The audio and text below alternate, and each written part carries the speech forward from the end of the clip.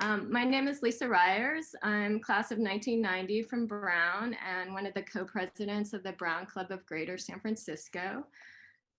We're finding that one of the saving graces of this past year has been, being forced to use Zoom. We've obviously been able to extend our reach beyond the Bay Area, and it's been wonderful to connect to the Brown Club of Georgia, the Brown Club of Orange County, and today we actually have Adam, our alum from New York, as well as his fellow colleagues from New York with us today. So it's wonderful having you with us. You all probably know the protocol about just if you have a question to go ahead and just drop it into chat, silence your pagers, drop your questions into chat.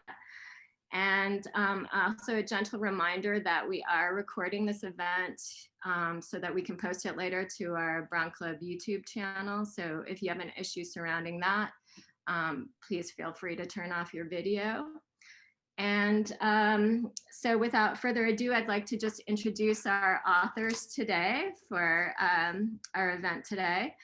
Our first author is Abby Schneiderman, co-founder and co-CEO of Everplans, who is an industry expert in the areas of digital estate planning, technology, and consumerism. Abby is a Forbes.com contributor and has been featured in the New York Times, Wall Street Journal, and CNBC. We also have with us Adam Seifer, class of 1990. Co-founder and co-CEO of Everplans, has helped create multiple huge online communities and networks, and is an inventor of the social networking patent now owned by LinkedIn.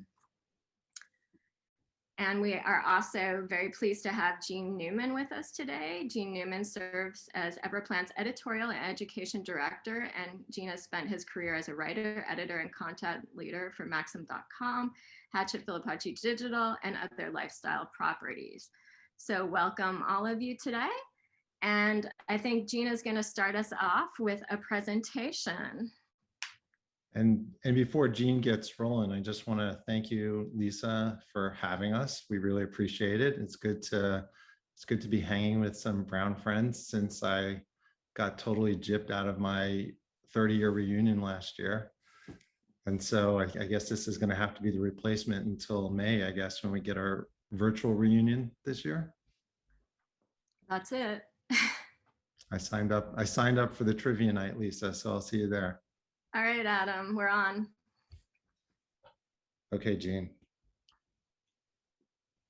Well, Abby, how about you get started? Let's bring the story back to the beginning. How did this all get started, Abby? sure. And really excited to be here talking about our book, In Case You Get Hit by a Bus, How to Organize Your Life Now for When You're Not Around Later. And I thought maybe it would be a good idea to just go back to the beginning and tell you a little bit about how we got started. And it all really started back when I was planning my wedding in 2010. And I was using all of these really helpful sites that are out there, like the knot.com and Martha Stewart's websites. And I was on them every single day. I was on their apps and their guides and their calendars and their checklists. And I don't know why my brain went from marriage to death, but I started to think about what's next and what are the other resources that are out there that are going to guide me through the rest of my life in the same way that I was so owned by these wedding planning sites. And just out of intellectual curiosity, I'm an entrepreneur, I started looking into it. And I found that there were plenty of resources for having weddings, plenty of resources for having kids, plenty of resources for buying your first home, financial planning, even retirement planning. But after retirement planning, that was it. There were no more other life stages that seemed to be covered. And I mentioned this idea to Adam. Adam and I had met working in New York City on a project together and knew we wanted to work on something together at some point. And I said, who's helping people deal with the last life stage? And he said, well, somebody is. That's the biggest life stage that there is. Not everybody gets married. Not everybody has kids, but everybody has to deal with this eventual part of life. And I said, well, I'm just not seeing anything out there. And so we just started doing the whole, the whole startup thing. We started meeting up in each other's apartments and coffee shops and looking into it. And after about a year, we were pretty shocked and appalled that there was absolutely nothing out there. And we couldn't find anything, any modern resources helping people through this. And so we said, well, what if we could change that? And that was really the original idea for the business that we've been building, and really for this book, which was to create the first modern consumer company focused on what we now call life and legacy planning. And we actually started by writing articles on everything from how to create a will, to what to wear to a funeral, to what does a healthcare proxy do. And our business, Everplans, was the result. And it grew quickly, proving that there was clearly a need for this type of information. And then a big part of our personal story is that about a year after we launched this content platform, something happened to my immediate family that sort of changed everything. And my 51-year-old brother was on his way to lunch when he was killed on vacation in a head-on collision by an impaired driver driving down the wrong side of the road. And everything changed for my family in that moment. And we were thrust into this position that many families experience. We were shocked and we were heartbroken, but we were unsure of what to do next. And my brother had made some financial arrangements, but we really had no idea what to do or what he would have wanted. And suddenly we had to make all sorts of stressful and expensive decisions in an incredibly short amount of time. Here's actually a picture of us together. This is my favorite picture of us together when I was just like 2.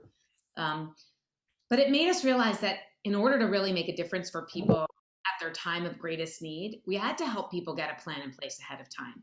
That way, if tragedy or emergency struck, families would have easy access to everything that they needed. And so we began building our planning platform at Everplans. And that's when our secret weapon, Jean, came aboard to help make this whole topic more relatable and accessible to all. And really, the book is a culmination of everything that we've learned and will empower and inspire everyone to get a plan in place. But when we started writing the book well over a year ago, we obviously didn't know that the world would change the way that it has, which we do address in the book's introduction. And Adam, if you don't mind taking over from here. Thanks, Abby. And this is a picture of my family, and that's who I do my planning for. And this was way back during the first week of the pandemic, back when wearing masks were still a total novelty. And we talk about the pandemic, as Abby just said, in the introduction, which I'll read from now. For more than 10 years, we have been obsessed with helping people get their lives organized in case something unexpected happens. By far, the most difficult part of our mission used to be convincing people that the unexpected actually happens, and that unexpected things could happen at any time, like getting hit by a bus, as our not so subtle title suggests. And then at the beginning of 2020, the entire world was hit by a bus in the form of a pandemic. The unexpected, the very thing our company was built around, became reality for just about everyone on the planet. Life as we knew it ground to a halt. Those families that could hunkered down to minimize the impact, and most everyone feared the worst. But there were undeniable bright spots too. A warm text from a friend you lost touch with years ago, a post on social media from someone on the road to recovery, a former coworker checking in to see if you were okay. Group video calls with family members became the norm, a chance at least to see each other's smiling faces and poke fun at parents who spent half the call trying to figure out how to turn on their cameras or microphones. Birthdays, holidays, and graduations were celebrated remotely, but we could still be together. These were the moments that made us forget how tough everything had become and focus on what's really important, the hope and the strength that we get from those we love, who themselves take strength from us in return. The feelings of hope and despair that arise during a crisis can often motivate us to make positive life changes. But as memories fade and normal routines return, that feeling of hope and purpose can diminish. And this book is intended to help you renew, reinforce, and remind yourself of that hope for the rest of your life. We believe that planning for your family and loved ones is the key. Our mission has always been to help as many people as possible prepare for the unexpected. That mission to help people ensure that their family isn't left unprepared when the unexpected strikes has taken on an even greater, more solemn importance now. But really, it was always that way for us. And over time, as more and more people started using Everplans, we actually realized that the site wasn't about death. It was about life. Because getting everything organized now lets you live to the fullest, knowing that you're prepared for anything, having done your very best for those that you love. And that's what you'll find in the book, a plan to do just that, and it's actually easier than you think. And speaking of loved ones, these are my kids. Here's a good question to consider as you get started. What's important to you? Most people simply say family, but we want you to go deeper than that. What's really important to you? It doesn't have to be one thing. Our lives aren't that simple. It might be something that hurts a little or even makes you uncomfortable to think about, because being challenged can spring us into action. We all have different motivations. Maybe you witnessed the chaos a friend experienced after the death of a family member and don't want your own family to suffer the same fate. A parent might be terrified at the prospect of their young kids being raised by an unfit guardian, or worse, in foster care. Money is often the cause of most issues. Perhaps you don't want your family going to war over what you leave behind. Or maybe it's as simple as you waking up in the middle of the night, completely wrought at a pandemic that went from a story on the news to our new reality. Once you have a clear vision of your purpose, think of it as a picture-in-picture box on a TV screen following you around throughout the entire book. And that picture might have an image of your kids, your spouse, your partner, your siblings, your puppy, or a person that you loved who is now gone. And when you get discouraged or overwhelmed, take a second, visualize that image in your head, and then repeat this mantra: this is why I plan. So now that you know where we're coming from, Jean's going to give the framework in which we help you get your entire life in order without you losing your mind. Thank you so much, Abby, Adam, and Lisa. So excited to be here. And this book is broken up into 3 levels, and each builds on the last to help you gather and organize all the stuff you already have, all the things that you need or that you want, and ways to add personal touches to truly make it yours. Every task we cover throughout the entire book has something called a plan of attack, which tells you exactly how to get that thing done, how long it should take, and the estimation of a cost, if there is any. And there are other elements mixed in the form of side missions, which may or may not apply to your life. Like if you have young kids, if you care for aging parents, if you have a small business on the side, if you have any pets, and a lot more scenarios like that.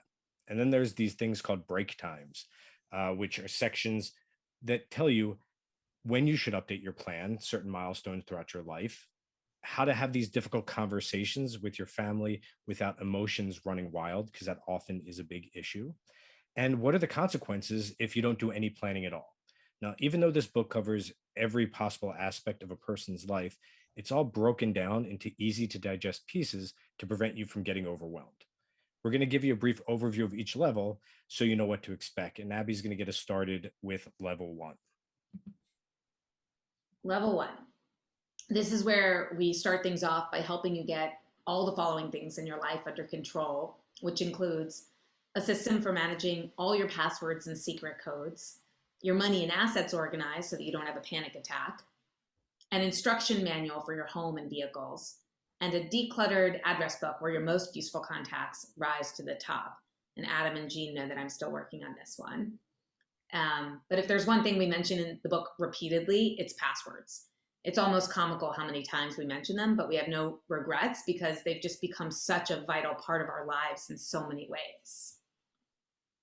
Totally. The average internet user has more than 130 different accounts. And of course, each of those accounts requires a username or an email address and a password. And so how do you think most people are keeping track of them? According to a Pew Research Center study, 65% of people say that they keep them all in their head. Yes, that's right. Memorization is the dominant method, which means that either everyone is a total genius because I can't remember what I had for dinner last night, or what they're doing is they're reusing the same password for multiple websites, which at this point we all know is just asking for trouble. And beyond the password issue, unlike your physical possessions, digital assets aren't always obvious. Unlike paintings or bicycles, they're not lying around the house, and they can be lost or rendered inaccessible if you don't get them organized. And when we say digital assets, we're talking about both the hardware and the software. And so it includes your phone, your computer, and your iPad, as well as everything else that's online and in the cloud, like your social media accounts, your shopping accounts, entertainment, family photos and videos, and everything else.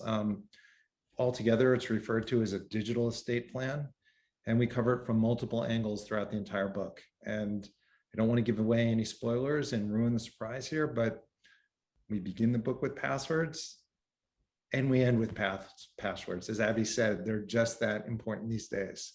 But then another important aspect that we cover in level 1 is managing your home and your important contacts. Yeah, just stop for a second and think about all that goes into running a household. This is one of our favorite illustrations from the book and shows just how menacing a house can be if you don't know the ins and outs. But from the mortgage or rent to the routine maintenance to the utility bills that you pay on a monthly and yearly basis, a typical household could have more than 15 utilities, vendors, or services associated with it. And that doesn't even include how it's financed or any quirks that only you know about, like if part of the basement floods after a heavy storm. But now imagine your family trying to piece all of that together without you around to help. Do they even know where you keep the deed? Do the utilities in your name need to be canceled or transferred to someone else? If a pipe bursts, is there a trusted plumber that you call to get the job done who doesn't rip you off? What about maintenance instructions for the car? There are dozens of things that you have figured out over the years to help your home operate smoothly, which is why the book explains how to create something we call a home operating system, which is a helpful and easy to compile instruction manual really for your home. We also provide a system to help you get all the important contacts in your life organized, which can help your family in so many ways, whether it's for something routine or during an emergency or for when it's time to settle your estate. And you'll realize that while reading the book, level 1 is about getting what you already have in order. And as we move on to level 2, you'll notice that we start adding some other elements into the mix. Correct, because level 2 includes some of the more traditional aspects of estate planning, as well as a deeper dive into your digital world. And here's what you're going to have accomplished after you're done with that. You'll know how to get a will and power of attorney in place, plus information on setting up a trust, how to organize all your bills and debts into a neat, non-depressing pile, how to compose what we call a personal medical journal and learn everything you need to know about advanced healthcare directives. And you'll have brought order to every digital account and service that you use. This level, it can appear stressful because it involves things that seem complicated, but we demystify all of that and help you understand why making these decisions will eliminate stress from your life. Now, Adam has 2 personal examples, one involving a will and another involving healthcare directives that really brings all of this down to earth.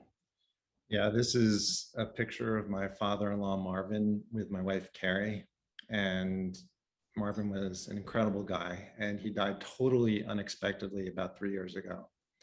And even though we figured he didn't have a will, we weren't entirely sure. And so we spent the first few days searching all over the place just in case. And then because there was no will, there was no official executor. And so my poor wife had to end up petitioning the court to be the administrator of his estate, just so she'd be allowed to do all those unpleasant things like shutting down credit cards and bank accounts and things like that.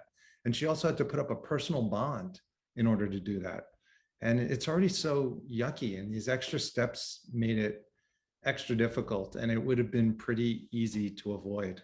Creating a will is not nearly as difficult or as expensive as most people think. There are tons of free or inexpensive options online, and they cover the basics, and they can help you get something in place. And if you have a more involved estate, like a blended family, or you've got property in different countries or states, or complicated investments, it's well worth the cost, the additional cost of an estate attorney to get this completed once and for all, and just to save your family the unnecessary burden steps later. But on the flip side of this, I want to talk a little bit about how planning in advance ended up making all the difference for my mom and for me. This is my mom, Joan, And this is where I talk to you a little bit about the importance of medical directives, which are also often called advance directive. And an advance directive at its core is the combination of a living will, which outlines what kind of treatments you do and do not want. And it includes the naming of a healthcare proxy, which is the person who will make medical decisions on your behalf if you're not able to make them. And the importance of these documents, seriously, cannot be overstated. And I experienced it with my mom, who unfortunately died near the end of 2019 after a tough battle with cancer. And we were fortunate enough to have taken a little bit of time, several months beforehand, to sit down together with her and with my dad, and straightened out some of her stuff, including her living will and her healthcare proxy. And as a bonus, we got my dad's done at the same time, which is great. And we had a chance to discuss what was really important to her. And, it was a weird, kind of tough conversation at the beginning, but once we got going, it just kind of started flowing. And when the end came and she wasn't able to communicate anymore, I knew exactly what she wanted, and I knew exactly which was to be home. And I also knew exactly what she didn't want. And because of that, there were no dramatic arguments with anybody in my family. And I wasn't tortured then, and I'm still not tortured now, wondering if I made the right decisions on her behalf. That little bit of communication that we had together and that little bit of planning really gave us all a lot of peace, and it gave her control over her end. And there was a study done by Stanford University that found that more than 80% of patients say that they wish to avoid hospitalizations and high intensity care at the end of their lives, and that they would prefer to die at home. But their wishes are very often overridden. And while there are never any guarantees in life, having these medical documents in place will definitely increase the likelihood of you getting what you want. And one of the great things about advance directives is it's completely free. You don't even need an attorney to help you execute it. We actually have the templates for the advance directives from each state at our website at everplans.com. And we also include a link in the book. So if you haven't done it, hopefully you can go find the form that you need and get this in place once and for all. And we walk you through all of this in the book, along with a quick, easy to understand reason as to what each of these legal or official documents provides and the decisions that you need to make. But here's a quick overview. Number one is your will. Who gets your assets, and do you need to name guardians for any dependents? And then power of attorney. Who should be making financial and legal decisions on your behalf if you can't? And then advance directives, as Adam was just describing. Who should be making health decisions on your behalf if you can't? And what sort of treatments do you want? When boiled down, it's that simple, and you'll find that most of your effort won't be in doing the paperwork, but in making the decisions. And then finally, trusts, how to protect assets, and even what trusts are in the first place, because they can get really complicated. But here are some questions for everyone here to think about. Do you have any of these documents in place already? Or have you put off creating them? Do you want them, but you're just not sure where to start? One of the goals of the book and Everplans is to make sure that you create the plan that's best for you and for your family. So definitely don't hesitate to contact us with questions or concerns that might be keeping you from crossing all of this off your to-do list. And this brings us to the final level, which focuses on personalization.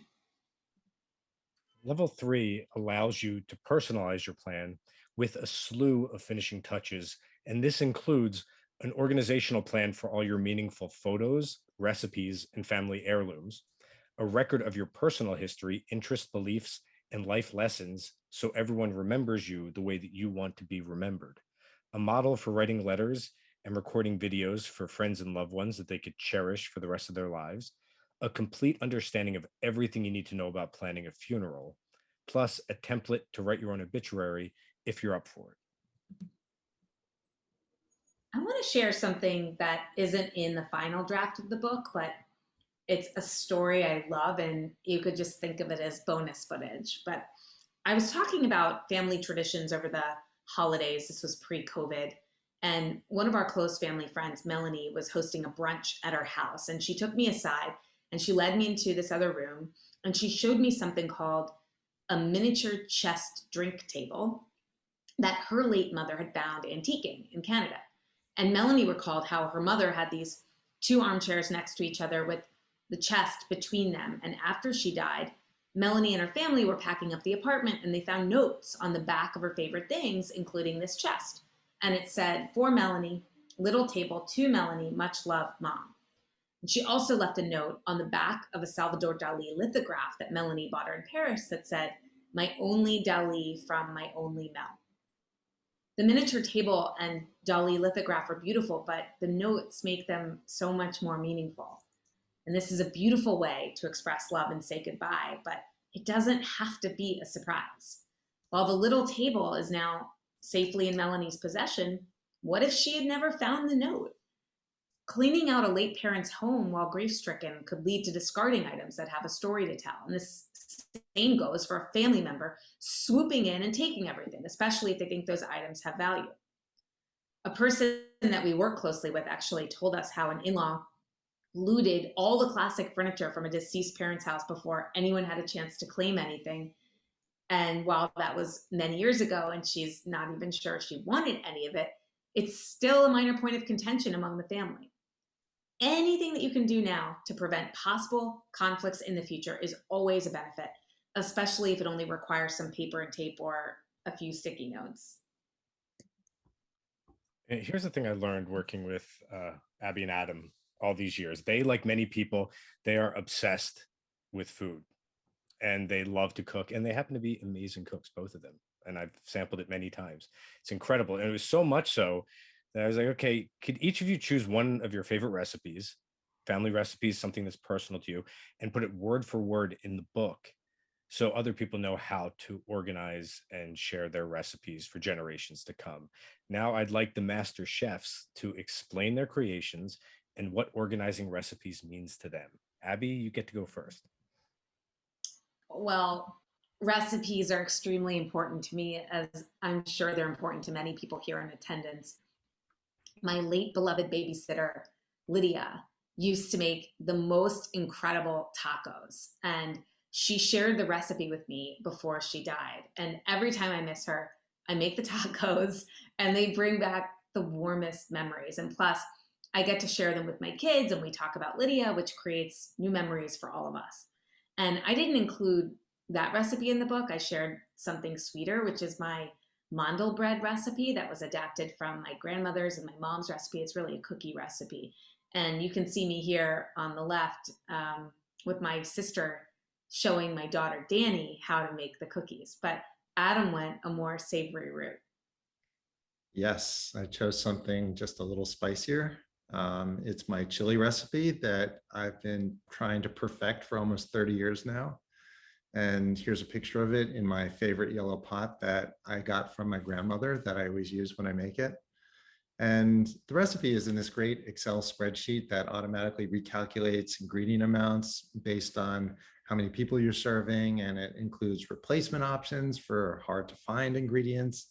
And it even has things like tips at the right moments, reminding you not to rub your eyes after you've been handling the chili peppers. And I've put a lot of time into it, and it's important to me. And, you know, this notion of passing along highly meaningful family recipes, it plays into a host of other aspects that we include in the book to help you keep your legacy alive. Think of all the personal lessons and tips and knowledge that you might want to leave behind.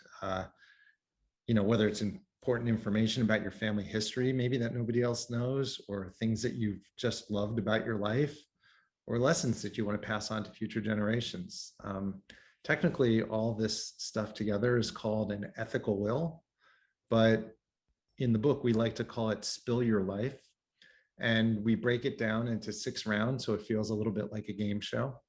And, you know, this stuff might seem obvious, but when you're answering them, you'll realize How many of these questions do you wish you could have asked somebody who's no longer around now? And along these same lines, here's something else I'm sure we can all agree with, which is helping others. Giving to charity is great, as is devoting your time to a cause. And if you've done work to help others, whether it's regularly volunteering for events or being a big brother or sister, manning a phone for a telethon, giving donations to organizations or institutions that you're proud to support, maybe you've even gone a step further and allocated money from your estate to make sure the money gets to the right place. These details should be clear and direct so that the people you leave behind know to continue to support these causes in your honor. And this brings us to the final part of the book and the inevitable part of life, the end. And we weren't kidding when we said we'd help you write your own obituary, because we include 4 templates in the book, from small all the way up to supersized. But before that, we walk you through every aspect of planning a funeral, including what needs to be done if you opt for burial or cremation, several ways to set money aside, and how to add personal touches to the service so you get the funeral that you want. And this might seem like a sensitive topic, but it could also be viewed as a practical discussion to have with your family. For example, at my brother's funeral, we probably paid way too much for the casket because we didn't know any better at the time.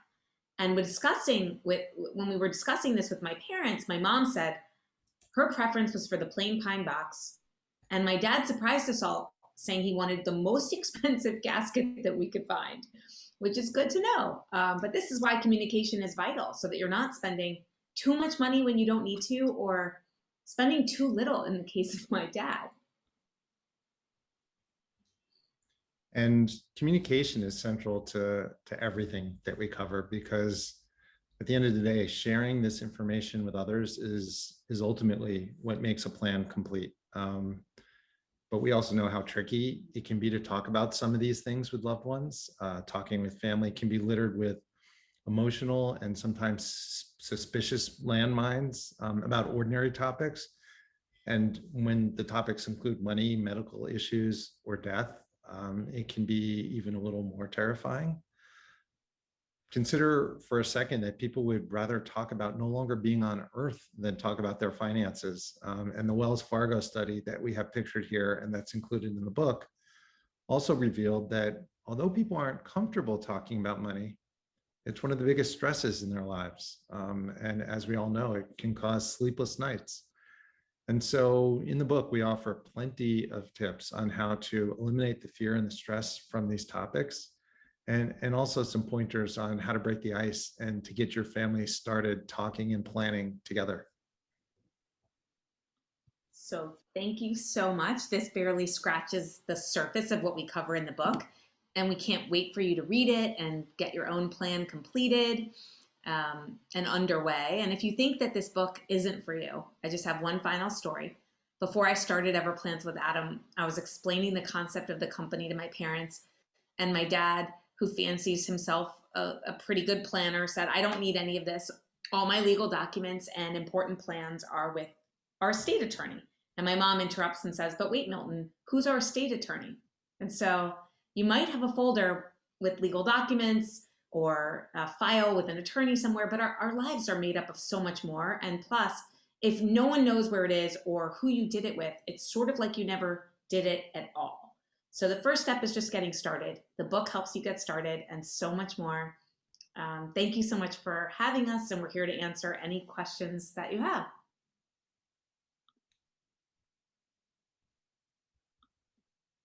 Great. Well, thanks so much for not only sharing the presentation about your book and your work, but also your personal stories and sharing your families with us. It's really very generous of you to do that for us here. Just to kind of get some of our questioning started. So you have this book, and perhaps you've already purchased it for yourself and you've done the due diligence for yourself. But what if you have purchased the book with a loved one in mind? I assume you don't just drop the book on their coffee table and walk away. So what do you feel is kind of the best process of starting the conversation and getting your book going? Wow. I mean, there's a lot of different tips that we have. I can give you one type of tip, and it kind of relates to that story I was talking about before, where I sat down with my mom and my dad to talk about their advance directive and their healthcare proxy. Um, we didn't start right there because that's a little bit heavy to start with, and so it I found an opportunity to sit down and talk to them about all the different medications that my mom was taking. I was noticing that they were both getting a little bit confused and feeling like a little bit overwhelmed with remembering which things to take when. And so I just sat down and had a very innocuous conversation with them about that, and actually put together a little spreadsheet that we hung on the wall that they could check things off every day. But then that conversation naturally led into a conversation about some other medical issues. And that gave me the opportunity then to just start asking my mom some simple questions about how she feels about certain types of medical treatments. And then it led into a conversation sort of more rigorously about her advance directive. But what was kind of amazing about it is, as I mentioned, it was like a touch awkward at the beginning, but my mom increasingly started to feel like almost heroic and unburdened as she told me some of this stuff. And you could see that it was making her feel good. And I think my dad picked up on it because partway through, right, and my dad's really not the type of person to talk about anything like this, or maybe anything at all. He ran out of the room, and 15 minutes later he came back and he's waving this piece of paper around. He's like, what is it? What is it? He goes, look what I found. And he found the deed to the family cemetery plot that, I mean, it must have been like 85 years old, right? I think his grandparents had originally purchased these deeds. And he said, this is the deed to the plot. And there's 2 spots in there for me and my sister. And this is where I want to be buried. And nobody knew that. Nobody knew that this plot existed and that there was an extra space for him.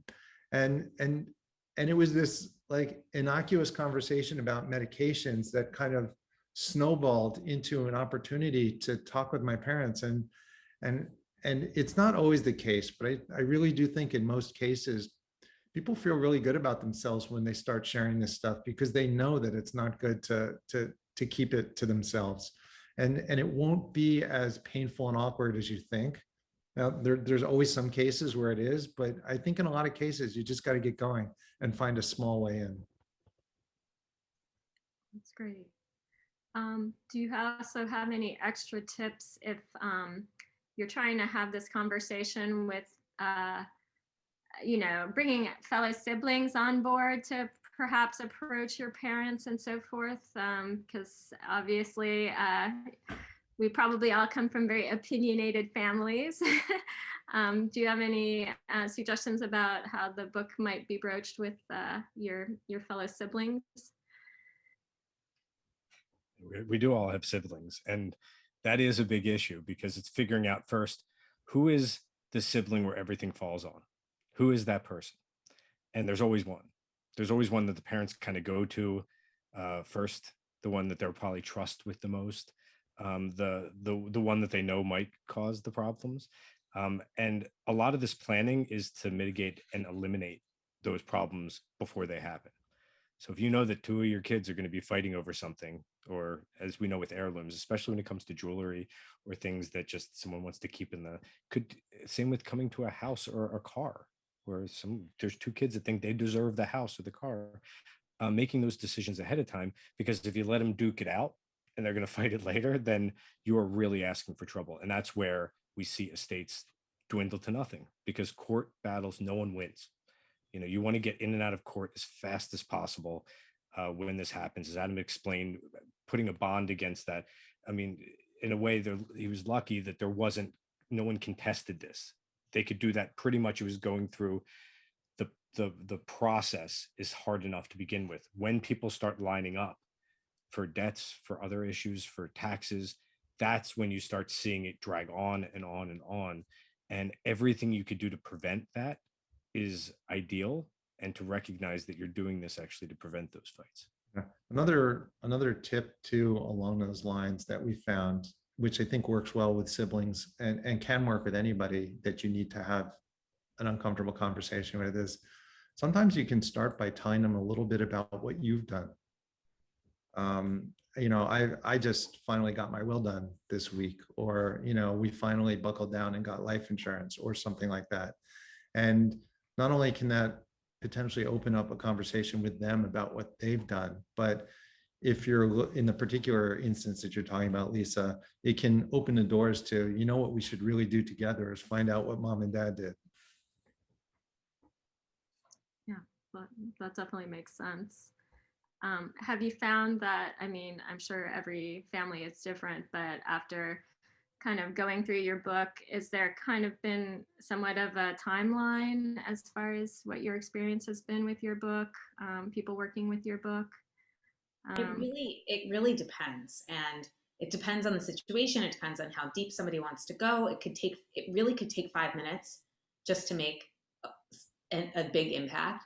I recently moved into an apartment like a week before COVID, and back last March. And I realized when we got here that I didn't have I didn't know the Wi-Fi password to our apartment that my husband had set up.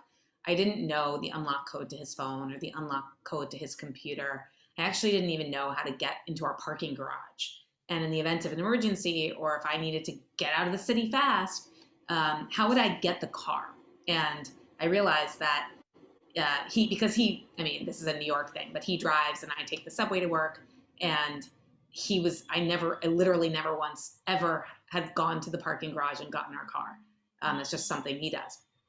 And so the parking guys wouldn't know who I was if I went there. So it's just trying to think about these little practical things that in your household could become those things that become a big problem. And, if you have 5 of those, what are the things that are only in your head that if something happened to you, the rest of your household would be, or other people that depend on you would be, have a really big problem with. So it can start there. And then of course you can go as deep as you want. You could spend a lot of time getting very complete.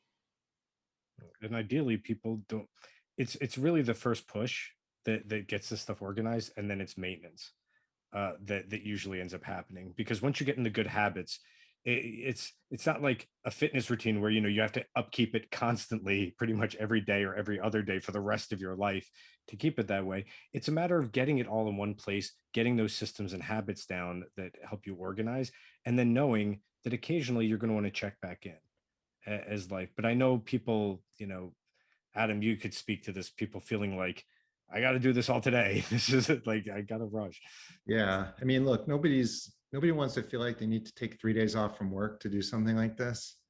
And so, the good news is that the book does help you kind of prioritize like a small handful of things that you could start with. And as Abby said, it could just be a matter of minutes.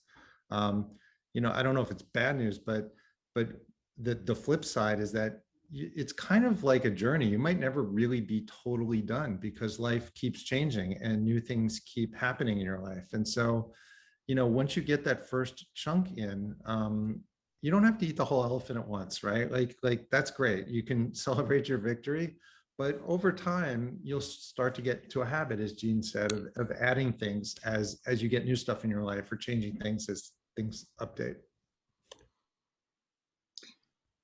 Things change too, and we've heard stories of people putting things in their wills and haven't reviewed the will in 20 years, and now things are just in their life are totally different. We had one woman who we know well who told us a story about how her husband had they had done wills 2 decades earlier. And at the time, they were in a different financial situation. He had left a lot of money to Harvard Business School, where he had gone. And now he passes away suddenly, unexpectedly, and the will bequeaths a lot of money to an organization that they don't have they're not in the same financial position anymore. And so, I mean, whether it's your financial situation changes, whether the people you've named as beneficiaries are no longer the people you would name, maybe they're not even in your life anymore, maybe they're not even alive anymore.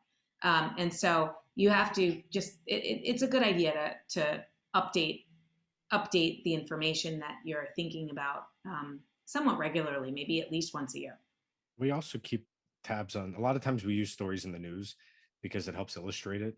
And as recent as this morning, I saw that Larry King, who died a couple, I think it was like 2 months ago.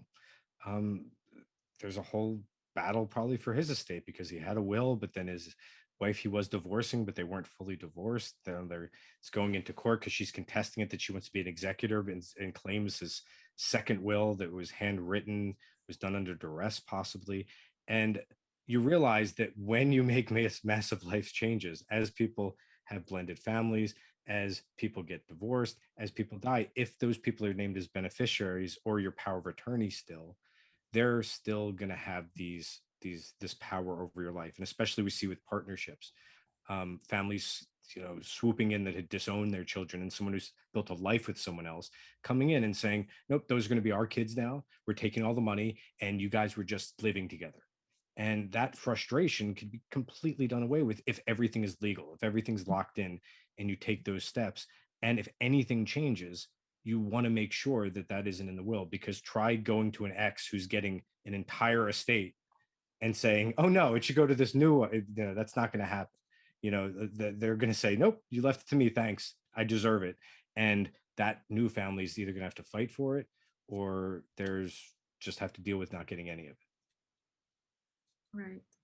Perfect. Thanks so much. I think we'll go ahead and just open it up to questions from everyone. So if you have a question, why don't we kind of make it a little bit more casual, and so you can feel free to unmute yourself and ask a question. It looks like there's a question in the chat. For those of us who have international lives and assets, what are the other things to consider? Is doing this in one country sufficient? Jean, do you want to, or Adam? I mean, even when dealing with other states, it can be complicated. That's something that I've found out recently with my family, where having something in Florida is much different than something in Pennsylvania and New York. So when you're dealing with it from that angle, to know that where you have the will executed, where you have property, each one of those states is where you pretty much have to deal with the probate, and you have to have it dealt with. And other countries, the same thing applies. And this is where, as brilliant as people might be, you need an attorney. You're going to have to spend some money and make sure that this stuff is done properly, because it's going to take a little while to work through that process. And it probably increases the need for you to not only get organized, but to have everything in one place, like Everplans, because you don't want something to happen and people find something that relates to one part of your life here and stop looking and completely miss out on the other part somewhere else. And so making sure that you have it all in one place and that people know about it and where to get it, I think gets extra important as you have multiple homes in multiple locations. And we'd love to hear stories. If people have any of what, that you'd like to share, it helps us find and understand some of these issues better as well. Because there's things that have come up to us that were as simple as not knowing how to use home automation systems, not knowing how to use certain keys, not knowing how to access, a home safe, or issues that just arise that people don't understand, or, because it really helps us come up with better plans and better tips for people. Yeah, aside from Adam being such a draw as a Brown alum, we're interested in knowing what interests you in this topic. Why? I mean, obviously, it's just me. It might have just been you, Adam, but we really are on a mission to helping people get this planning done, whether they buy the book, whether they go to our website, whether they use some other service to do this or buy another book. But we really want people to actually make progress. And so we're always trying to learn, as Jean said, from the people who are engaged in our topic, to understand, what is it? Why are you here? what is interesting to you about this? Or, what could we help you do, whether digitally or not, that could help make your life easier?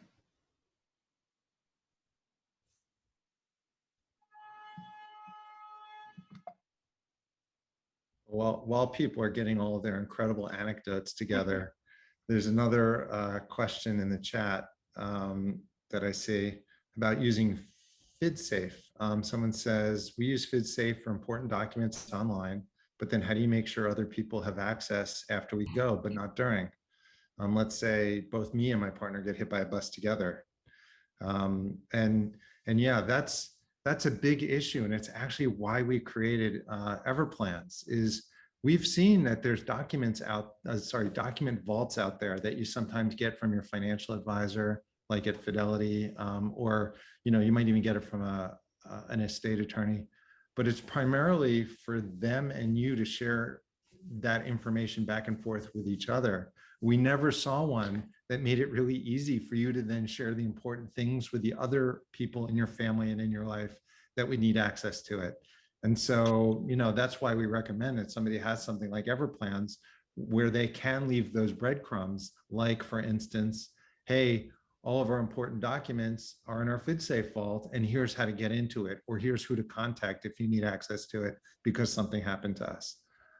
You don't have to put it all in Everplans. We realize that people have things in multiple platforms, and there's a whole conversation in the chat about password managers, which we think are the best, but someone still needs to know how to get into your password manager if something happens to you. And that's why we think something like Everplans can be so helpful.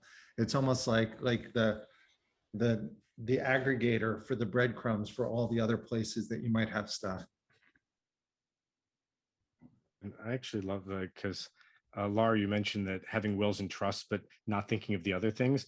And this is something that we are very cognizant of, because your stuff will end up somewhere at some point. We have this whole section in the book that's called the default. Like, what if you do nothing? Like, it won't just sit, your home's not going to sit there empty forever. Like, someone's going to own it. Someone's going to get your money.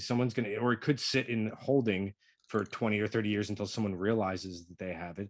But a lot of this other stuff, it will disappear forever. Like, no one will know who's in that photo. No one will know why, grandmom kept this like really old comb on her dresser forever. And they'll think, oh, it's just garbage, and not realize, wow, that was handed down from your great grandmother. And those types of things get lost forever. And the recipes Abby mentioned, and those are the things that kind of matter. And you don't want them to disappear. Sometimes you do want to know what people thought. And as people do get older, sometimes they start sharing stories about their childhood. A lot of us, I couldn't name what my parents' like major was in college. I couldn't name what my dad's first car was, or like the first international trip my mom took. Like, these are things you just never think to ask. And sometimes they come up and you could get lucky. But these are also areas that people actually want to talk about. You realize people love being interviewed. They love reminiscing about the best parts of their life, and also sometimes the worst. Even current events can make a big difference, because as we see people that had lived through World War II, that have lived through major historical shifts, you don't want those stories to disappear. And it's good to know from people that were actually there what they were feeling. And for us, it's crazy to think in New York, all of us, we were here on September 11th, and now it's 20 years. And that, it seems just like yesterday for some of us. And I know 30, and 40 now years we've from all now. lived through a global pandemic. Yeah. Right? How would you explain that in 30 or 40 years to somebody, where they're going to understand what you're going through and how it affected your life? So that's why, and Abby's always been highly focused on the kind of personal aspects of planning. I think the personal aspects of planning are the things that end up becoming really meaningful after all the financial stuff is said and done. With everything, with my brother, I mean, it's the photos that now I want to know. I wish I had more videos to refer back to. I wish I had things that he had said, to me, or just things he thought in general that I could refer back to. And I don't really have a lot of that.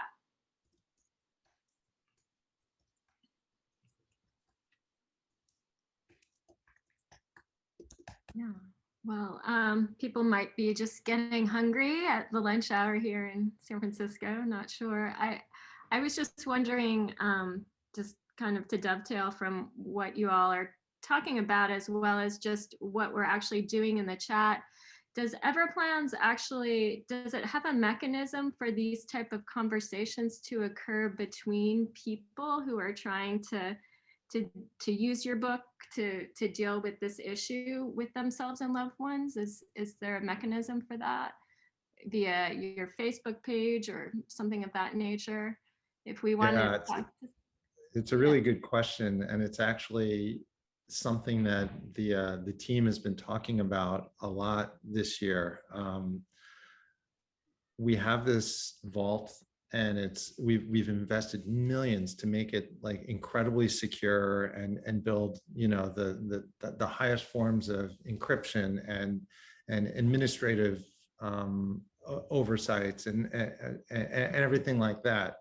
But we're starting now to kind of evolve the user experience that you get while you're using the vault, and building tools to help with that type of collaboration is something that's definitely on our roadmap for this year. We're thinking a lot about how to make that easier. We have lots of content and articles with suggestions, but we think that there's probably more we can do. Yeah, just a thought, just, you know, with this conversation and as we're trying to approach it with our own families, just, you know, even if it was a remote buddy that I had via Everplans in New York City or in Atlanta or in Portland, that I could say, you know, Samantha, how is your conversation going with your, you know, or those type of things too. Oh, that's So cool. I like that yeah. thought. But that might just be kind of the brown open curriculum in my head moving around. Yeah, do other people here have any further questions? Because we might be wrapping this up for the lunch hour soon. Yeah, and if you buy a copy of the book, which is available anywhere books are sold, you will get a free year of Everplan service.